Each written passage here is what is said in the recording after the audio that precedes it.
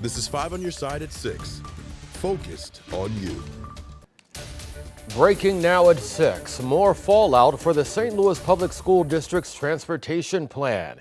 In just the last hour, we've learned hundreds of students may be looking for ways to get to school come Monday. Good evening. I'm Brent Solomon.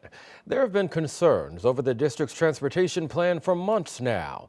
New today, a company that was supposed to supply the district 6 buses says it's no longer able to. SLPS says this will impact about 1,000 students. The news comes days after a different company reduced the number of buses it could provide from 45 to 25. We're told parents impacted by this change have now been given gas cards. SLPS says they are working right now to find solutions, but these setbacks come 2 days before students head back to class. The rest of the district's transportation plan already had thousands of students taking Metro buses, MetroLink, and ride-sharing services. We are working to learn more about this breaking story. We will update you on KSDK.com and tonight at 10. The transportation plan fallout comes as partners at a SLPS property received an eviction notice. The notice is causing a community garden in North St. Louis to now vacate. Officials there say they have to clear the grounds in just a matter of days. The Clay Community Center is inside of the former Clay Elementary School. St. Louis University leases the space from St. Louis Public Schools, but we've learned a canceled agreement between SLU and SLPS now finds other groups scrambling to get out. Here's Travis Cummings. It's really frustrating because North St. Louis definitely does not need another vacant building. This land has seen a lot of life. We've hosted hundreds of young people here on the property doing field trips, service learning activities. We've hosted our teen program, the Sunflower Institute here. Now the community garden outside the Clay Community Center in North City is being dug up. Nick Speed's nonprofit Ujima is here to provide equitable access to food, education, and employment. We are in a position where St. Louis Public Schools is evicting us. Speed showed us this email he got from a professor at SLU. The university partners with the nonprofit and facilitates the property. The email says the district proposed a lease agreement to the university in late May that was just financially impossible for them. There was a conversation about raising the rent as well as having folks pay for the water damage in the building. And so instead of coming back with a counteroffer, giving us an opportunity to come up with a new MOU and a plan, they decided to just kick us out. And so we've made several attempts to reach out to the district, but they've gone radio silent. Volunteers came from near and far to help clear the lot on North 14th Street on Saturday. Putting in rows so people can plant food and flowers, and then just suddenly being told, you guys have a week to remove all this. Yeah, it's pretty heartbreaking. Even our teens are feeling the feels. They put a lot of hard work and effort into, cultivating and building this. Speed, who owns another space down the road, says this won't stop him from sowing seed. We know the sense of urgency is great in places like North City, and so the work is going to continue. Travis Cummings, 5 on your side.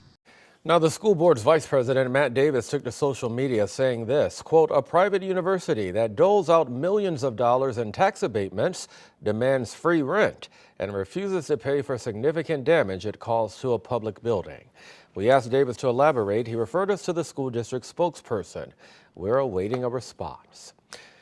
Now at 6, the Ferguson police chief sharing his gratitude as he continues to call for prayers for one of his officers. Right now, Ferguson police officer Travis Brown remains in a coma. He suffered a severe head injury last Friday when protests marking 10 years since Michael Brown's death turned violent. Chief Troy Doyle is now thanking the community for an outpouring of support. The Ferguson Police Department posted a lengthy statement from the chief on social media. It says, in part, the outpouring of prayers, messages, and kindness we've received has not only lifted our spirits, but has also reinforced the unity that makes Ferguson such a remarkable place to call home. He shared a similar statement in a one-on-one with political editor Mark Maxwell. Since that tragic day, we've received, just an outpouring support. We have people from all across the region here that has wrote the family checks, have brought food up to the police station, have, again, purchased the officers' meals. I mean, the support has just been overwhelming. You can hear Mark's full conversation with Chief Doyle on this week's episode of The Record.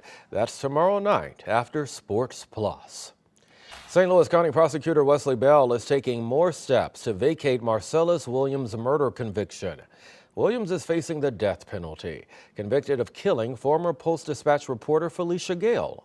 To prevent a scheduled execution, Bell is seeking to exclude an affidavit by Felicia Gale's husband. Bell argues the content in the affidavit is speculation and should not be admissible. Williams is scheduled to be executed on September 24th.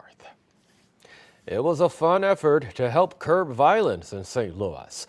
We were at Sumner High School today for the Office of Violence Prevention's Outdoor Social. It connected the community with dozens of small businesses. There was music and even some mental health resources on hand. City leaders were in attendance. They say this type of event is all about unity. I mean, we're all in this together to make sure for health services that we do this type of thing, give back to the community, work together, and so we can have a safer, better, healthier community. The St. Louis Leadership Development Corporation also helped make that event happen. Right now, it's a race weekend at Worldwide Technology Raceway in Madison, Illinois. You're taking a live look now at the racetrack where the Bommarito 500 Indy car race started just a few moments ago. A warmer day out at the track for that big event.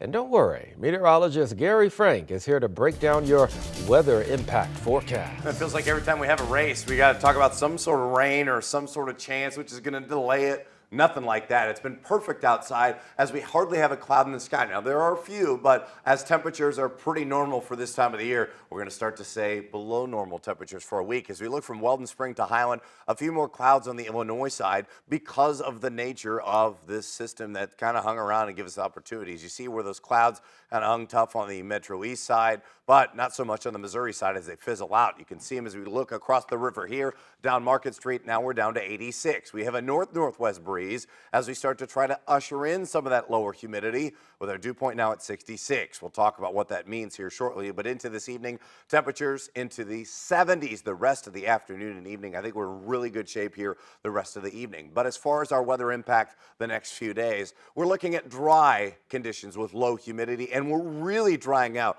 A lot of sunshine is in store for us. That's what I expect here for us over the next few days. As we continue to work our way through that, where the temperatures are going to be throughout the next few days, and when we can expect another hot stretch as we finish out the month of August, Brad. All right, Gary, stay close.